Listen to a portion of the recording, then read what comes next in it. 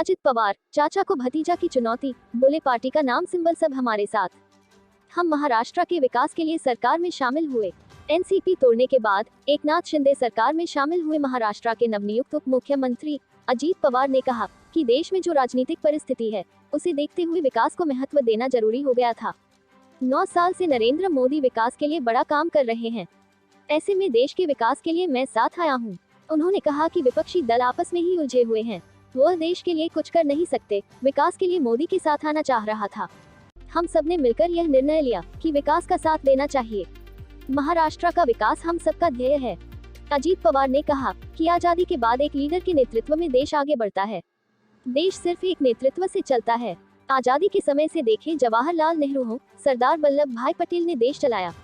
उसके बाद देखें इंदिरा जी का काल देखें। इमरजेंसी के बाद इंदिरा जी को हटाने के लिए खिचड़ी नेताओं ने सरकार बनाई, लेकिन वह 2.5 साल बाद ही खत्म हो गया। फिर से इंदिरा जी आई। इसके बाद राजीव गांधी आए। अलग अलग गुट को एक करके देश चलाने की कोशिश हुई, लेकिन सफल नहीं हुई। एक बार फिर नरेंद्र मोदी के नेतृत्व में 9 साल से देश चल रहा है। वह देश ही नहीं विदेश में भी पॉपुलर हैं। वह लगातार विकास पर ध्यान दे रहे हैं। अजित पवार ने कहा कि केंद्र के फंड से महाराष्ट्र का विकास हो, इसलिए हम सब साथ आए हैं। उन्होंने कहा कि लोग क्या कहते हैं इसका हम सब पर कोई असर नहीं है। हम महाराष्ट्र की जनता और विकास के लिए साथ आए हैं। अजित पवार ने कहा कि हम विकास के लिए यहाँ साथ आए हैं। हम सभी विधायक एकजुट हैं।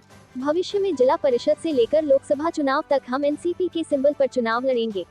उन्होंने कहा कि जब हम 2019 में शिवसेना के साथ सरकार बना सकते हैं, तो बीजेपी के साथ सरकार चलाने में क्या हर्ज है। महाराष्ट्र सरकार के नवनियुक्त मंत्री छगन भुजबल ने कहा कि हमने बीजेपी को बतौर एनसीपी के रूप में समर्थन दिया है। एनसीपी में किसी प्रकार की फूट नहीं है। हमने विकास के लिए यह समर्थन दिया है। एनसीपी का नाम और सिंबल हमारे साथ है। पीएम मोदी के काम को देखते हुए हमने समर्थन दिया। हमारी पार्टी ने पहले ही कहा था कि अगले चुनाव में मोदी ही आने वाले हैं, तो क्यों न उनके साथ राज्य के विकास के लिए काम किया जाए। झगड़ा करके कोई समस्या हल करने की बजाय साथ होकर समस्या का समाधान होना चाहिए। भुजबल ने कहा कि कुछ लोग कहेंगे ईडी की जांच से बचने के लिए हमने समर्थन दिया है, लेकिन बता दें कि कई लोग ऐसे भी हैं जिनके खिलाफ कोई जांच नहीं है। देखते रहिए एटी न्यूज़ महाराष्ट्र।